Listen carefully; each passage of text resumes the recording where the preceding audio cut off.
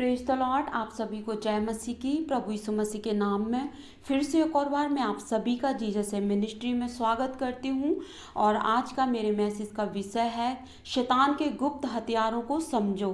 तो आइए हम परमेश्वर के वचन के अनुसार देखेंगे कि शैतान के जो हथियार हैं वो हमारे जीवन में क्या कार्य करते हैं, उनके बारे में हम समझेंगे। आइए हम छोटी सी प्रार्थना करेंगे।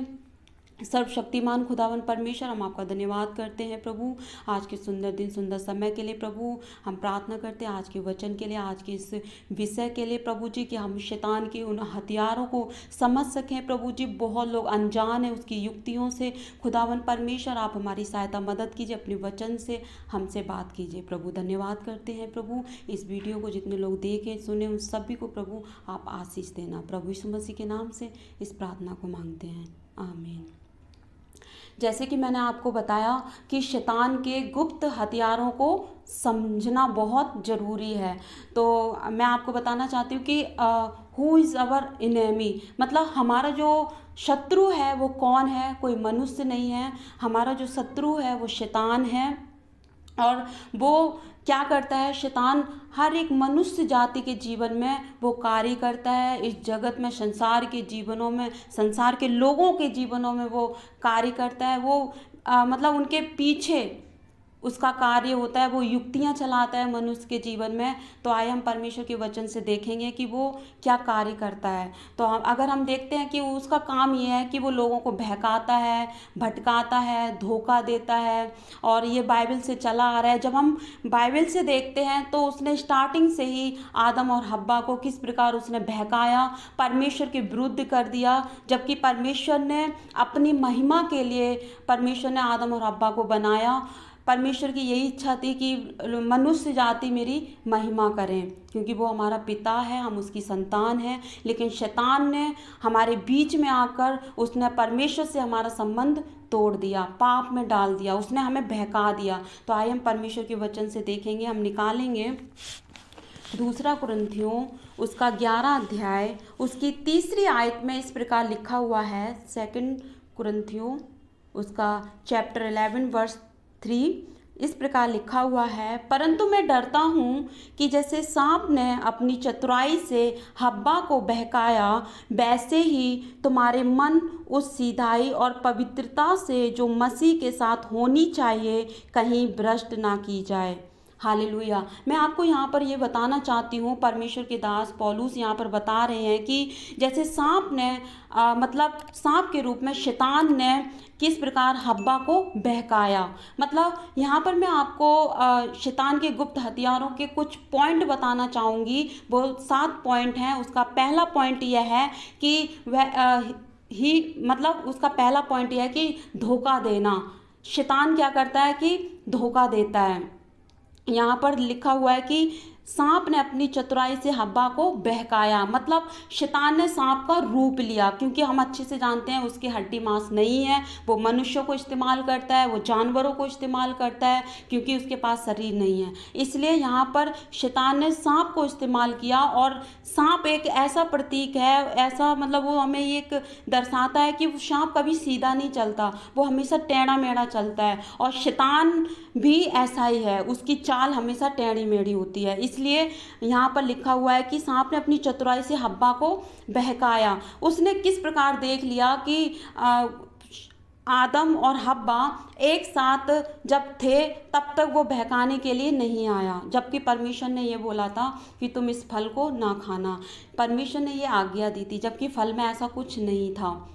लेकिन शैतान ने परमेश्वर के विरुद्ध ही वो कार्य किया, और आज भी वो कर रहा है। आज भी शैतान यही कार्य कर रहा है। जबकि हम यहाँ पर देखते हैं कि उसने चतुराई से हव्वा को बहकाया। अभी हमने देखा कि शैतान क्या करता है, पॉइंट क्या है कि धोखा देना और भरमाना, बहकाना। तो उसने किस प्रकार बहकाया, वो कब बहकाया, उसने जब देख लिया कि पति पत्नी आदम और हव्वा एक साथ जब थे तब तक उसका काम सफल नहीं हुआ। जब उसने देख लिया कि आदम हव्वा के पास नहीं है, हव्वा अकेली है, तो उसने क्या किया, हव्वा को बहका दिया।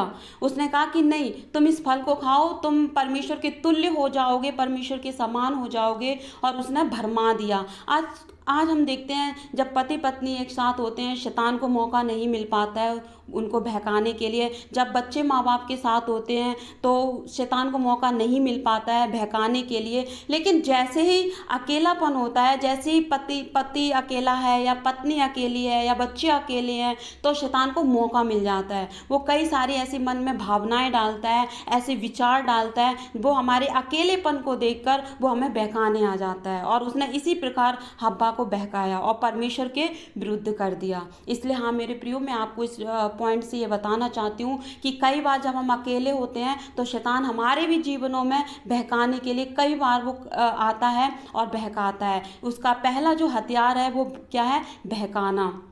दूसरा हथियार यह है कि डिस्ट्रैक्शन, मतलब ध्यान को भटकाना। अगर हम देखते हैं मरकुस उसका 4 अध्याय उसकी 19वीं आयत में इस प्रकार लिखा हुआ है, और संसार की चिंता और धन का धोखा और अन्य वस्तुओं का लोभ उनमें समाकर वचन को दबा देता है और वह निष्फल रह जाता है। यहाँ पर हम क्या देखते हैं? संसार की चिंता और धन का धोखा।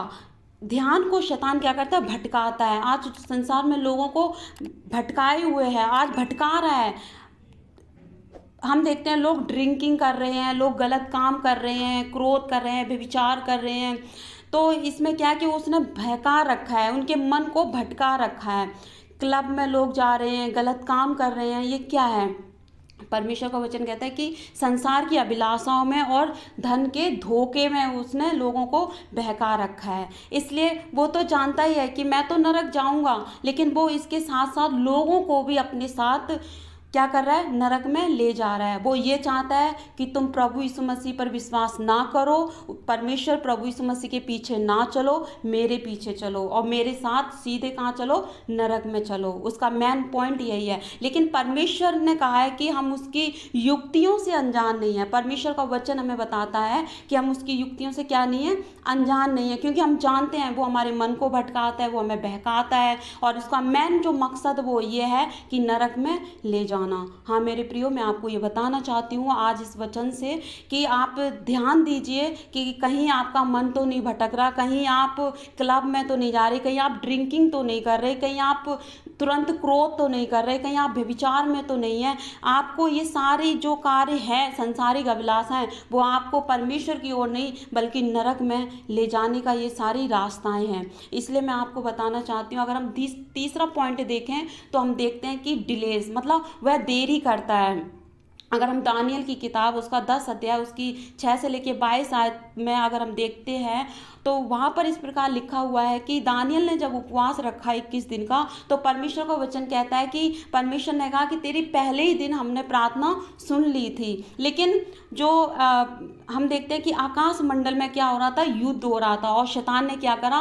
दानियल की प्रार्थना का उत्तर देने नहीं दिया, वहाँ पर रोक लिया। इसका मतलब क्या है? इसलिए रोक लिया कि वो परमेश्वर के विरुद्ध कार्य करे, वो कह दे कि परमेश्वर ने हमारी उपवास प्रार्थना को नहीं सुना, इसलिए हम परमेश्वर के पीछे नहीं चलेंगे, हम परमेश्वर के साथ साथ नहीं चलेंगे। हाँ मेरे प्रियो, मैं आपको बताना चाहती हूँ कि ये भी शैतान का एक हथियार है, देरी करना। मतलब जब हम प्रार्थना करते हैं, जब हम बाइबल पढ़ते हैं, वचन को पढ़ते हैं, कई बार हम सोचते हैं कि हम प्रार्थना करें, हमारी जॉब नहीं लग रही, हम प्रार्थना करें, हमारी बीमारियां नहीं जा रही, हम प्रार्थना करें, हमारी ये समस्याएं नहीं जा रही। तो उस समय मैं आपको ये बताना चाहती हूँ, आप धीरज रखें, तसल्ली रखें, क्योंकि ये भी आत्मा का एक फल है। और हम दुआ में, प्रार्थना में, वचन पढ़ने में, परमेश्वर के साथ संगति करने में, चर्च जाने में हम लवलीन रहें। क्योंकि शैतान क्या करता है? देरी करता है, वो हमें परखता है, हमारे विश्वास को परखता है। वो चाहता है, वो मतलब ये चाहता है कि हम बाइबल ना पढ़ें, वो ये चाहता है कि हम दुआ प्रार्थना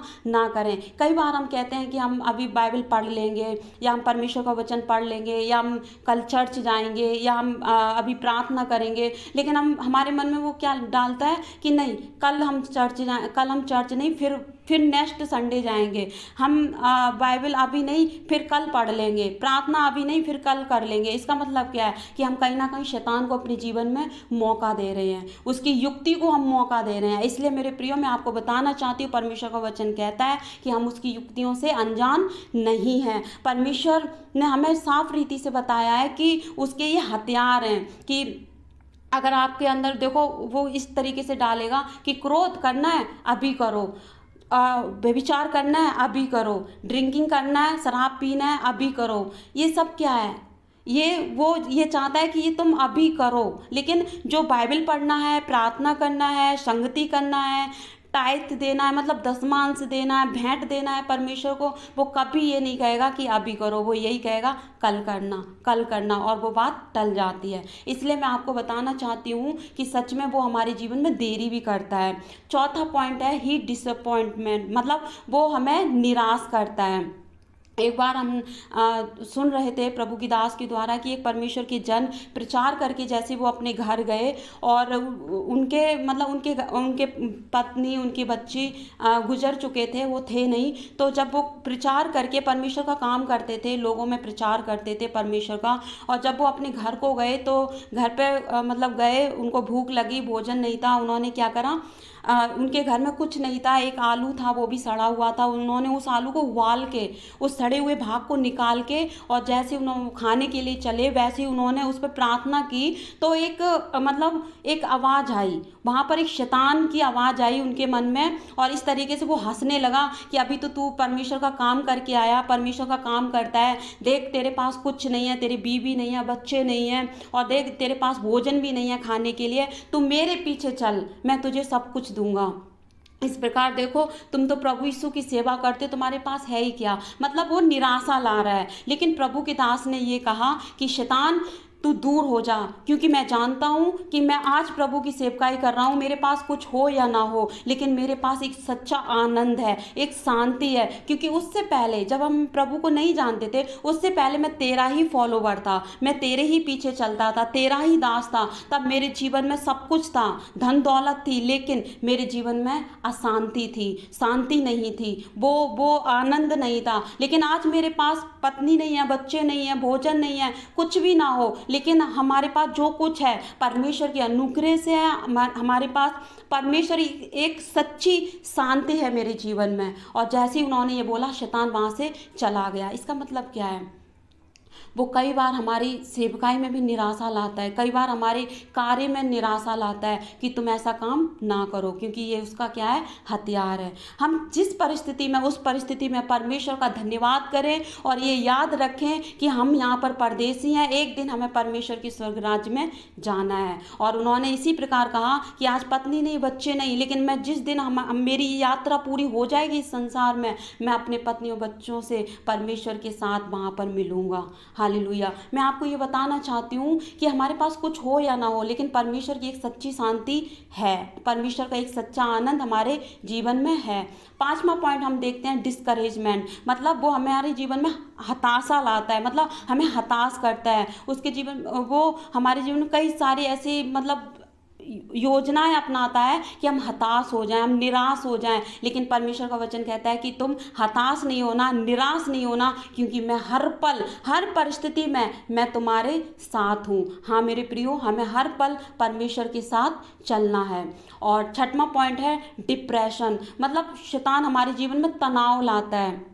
कई बार अगर हम बिजनेस में, अपने बिजनेस में फेल हो जाते हैं, असफल हो जाते हैं, हमारी जॉब चली जाती है, कई बार लोग हमें ठुकरा देते हैं, उस समय क्या होता है कि हमारे जीवन में बहुत निराशा आ जाती है, बहुत तनाव आ जाता है कि अब हम क्या करेंगे, हमारा क्या होगा, नौकरी चली गई, हमारा व्यापार बंद हो गया, अब हम क्या करें, हमारा क्या होगा। उस समय शैतान क्या लाता है मन में कि अब तेरा कुछ नहीं हो सकता, तू क्या कर, सुसाइड कर, आत्महत्या कर। आज लोग संसार में क्या कर रहे हैं, यही कर रहे हैं। बहुत लोग आज संसार में सुसाइड कर रहे हैं, आत्महत्या कर रहे हैं, तनाव की वजह से, डिप्रेशन की वजह से। हम देखते हैं कि वो क्यों ऐसा कर रहे हैं, क्योंकि वो शैतान की बात को सुनकर उसको मान रहे हैं। लेकिन ये परमेश्वर की बात नहीं है, तनाव परमेश्वर की ओर से नहीं है। हमारे पास कुछ हो या ना हो, नौकरी हो या ना हो, हमारा व्यापार बंद हो गया हो या ना हो, हमें लोगों ने त्याग दिया हो, बट हम जानते हैं कि परमेश्वर हमारे साथ है, हम तनाव नहीं ले सकते। हाँ मेरे प्रियो, हम परमेश्वर की संतान होने के नाते कभी भी हम तनाव ना लें, क्योंकि ये शैतान का क्या है, हथियार है। और साथ मतलब अगर हम इसको देखते हैं तो हम निकालेंगे प्रोवर्ब, नीति वचन, उसका नीति वचन उसका 18 अध्याय उसकी 14वीं आयत में लिखा हुआ है, रोग में मनुष्य अपनी आत्मा से संभलता है, परंतु जब आत्मा हार जाती है तब इसे कौन सह सकता है। मतलब जब हमारे जीवन में तनाव आए, निराशा आए, हताशापन हो, तो उस समय हम परमेश्वर की आत्मा से क्या है, संभलते हैं, आशीष पाते हैं, परमेश्वर हमें संभालता है। लास्ट जो शैतान का जो हथियार है वो ये है डेब्ट, मतलब कर्जा। कई बार हम लोन लेते रहते हैं, मतलब शैतान क्या करता है, लोन लेते रहो और तुम कर्जे में पड़ते जाओ, क्योंकि कर्जा परमेश्वर की ओर से नहीं है। ये शैतान हमारे जीवन में कर्जा मतलब डाल देता है, कर देता है, ताकि हम कर्जे में डूबे रहें। और अंत में क्या होगा, जब हम उस कर्जे को हम जब चुका नहीं पाएंगे तो शैतान हमारे मन में क्या लाएगा, अब तुम मर जाओ, अब तुम क्या कर लो, आत्महत्या कर लो। इसलिए मेरे प्रियो, मैं आपको इस 7 पॉइंट से ये बताना चाहती हूँ कि 7 पॉइंट शैतान के हथियार हैं, इनसे आप अनजान नहीं हैं। ये शैतान की युक्तियां हैं। परमेश्वर के वचन ने हमें सचेत किया है कि वो हमें बहकाता है, वो हमें मतलब डिप्रेशन में लाता है, वो हमारे जीवन में कर्जा लाता है। हाँ मेरे प्रियो, मैं आपको ये बताना चाहती हूँ इस वचन से कि आप अनजान नहीं हैं। परमेश्वर के वचन में बने रहें, प्रार्थना में लीन रहें, शैतान की बातों को ना मानें। हाँ मेरे प्रियो, वो हमारे जीवन में लाएगा ये सारी बातें, उसकी युक्तियां काम करती हैं, लेकिन उस युक्तियों से हम अनजान इसलिए नहीं है क्योंकि परमेश्वर ने हमें अपने वचन से सचेत किया है, अपने वचन से हमें इन सारी बातों को बताया है। परमेश्वर इस वचन से आप सभी को आशीष दे। आइए हम छोटी सी प्रार्थना करेंगे। सर्वशक्तिमान खुदा, हम आपका धन्यवाद करते हैं आज के सुंदर वचन के लिए। प्रभु, आपने अपने वचन से हमसे बात की। सच में परमेश्वर की शैतान हमारे जीवन में कई बार प्रभु डिप्रेशन लाता है, कई बार हमें बहकाता है, कई बार प्रभु इस संसार की चकाचौंध को हमें दिखाता है। परमेश्वर, हम प्रार्थना करते हैं कि उसकी युक्तियों से हम अनजान नहीं है। परमेश्वर, हम आपके राज्य में बढ़ते जाएं। प्रभु जी, हम किसी भी स्थिति में क्यों ना हो, प्रभु हर पल हम आपकी ओर ताकने वाले हों। खुदा, हम प्रार्थना करते हैं जितने लोग इस वीडियो को देखें सुने, उन सभी को प्रभु आप आशीष देना। प्रभु जी, यदि आज वो शैतान के चुंगल में है, शैतान की गुलामी में, तो प्रभु यीशु मसीह के नाम से वो छूटने पाए। पिता, आप उन पर दया कीजिए, अनुग्रह कीजिए प्रभु जी। हर एक बहन भाइयों पर प्रभु आप अपनी दया कीजिए। इस समय सारी आदर महिमा हम आपको देते हैं। ये प्रार्थना विनती प्रभु यीशु मसीह के नाम से मांगते हैं, आमीन। आप सभी को जय मसीह।